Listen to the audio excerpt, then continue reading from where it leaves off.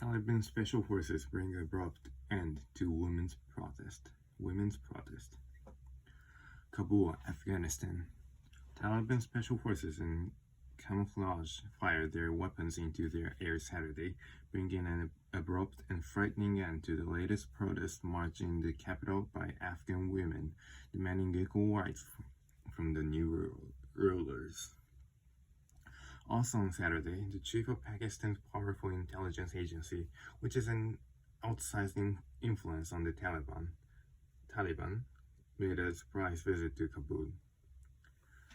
Taliban fighters quickly captured most of Afghanistan last month and celebrated the departure of the last U.S. forces after 20 years of war.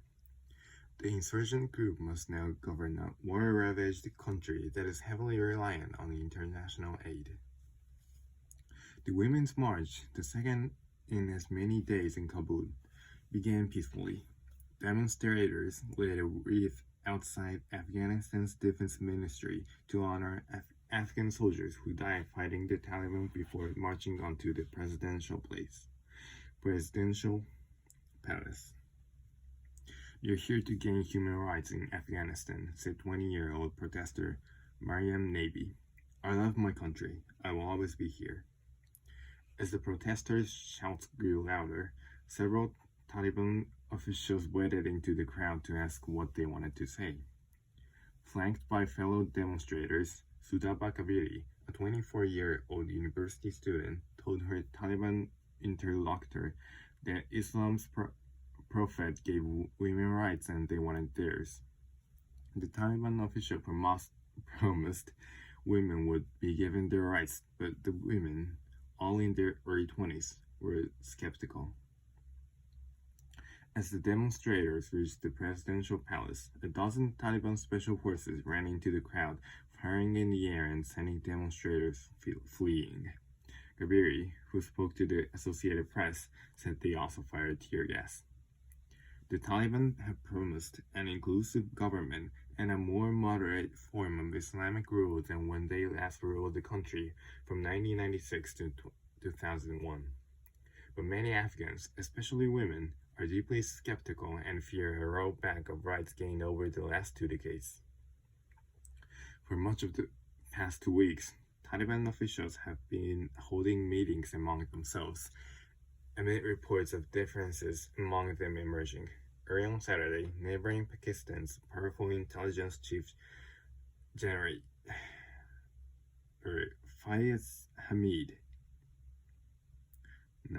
Chief General Fayez Hamid made a surprise visit to Kabul. It wasn't immediately clear what he had to say to the Taliban leadership, but the Pakistani intelligence service has a strong influence on the Taliban. The Taliban leadership had its headquarters in Pakistan and were often said to be in direct contact with the powerful inter-services intelligence agency. Although Pakistan routinely denied providing the Taliban military aid, the accusation was often made by the Afghan government and Washington.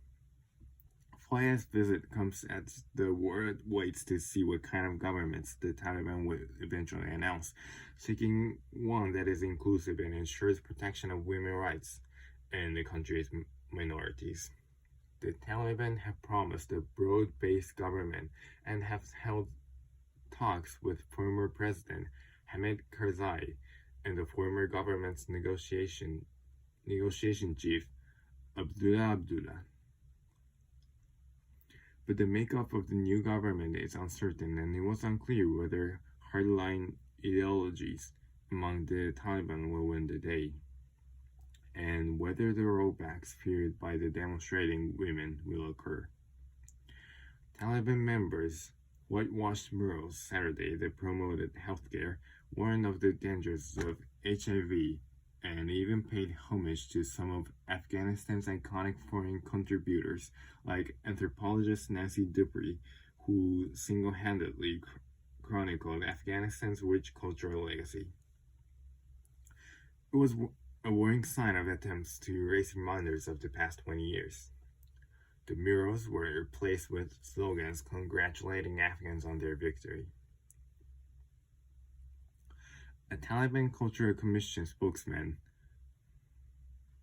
Ahmadullah Mutaki, tweeted that the murals were painted over because they are against our values. They were spoiling the minds of the mujahideen, and instead we wrote slogans that will be useful to everyone. Meanwhile, the young women demonstrators said they have had to defy worried families to press ahead with their protests, even sneaking out of their homes to take their demands for equal rights to the new rulers.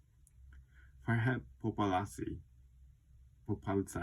another 24-year-old university student, said she wanted to be the voice of Afghanistan's voiceless women, those too afraid to come out on the street. I'm the voice of the women who are unable to speak, she said. They think this is a man's country, but it is not. It's a woman's country too. Palzai and her fellow demonstrators are too young to remember the Taliban rule that ended in 2001 with the US-led invasion.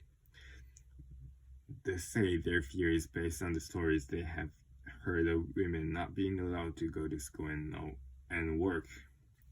Naibi, the 20-year-old, has already operated a women's organization and is a spokesperson for Afghanistan's Paralympics.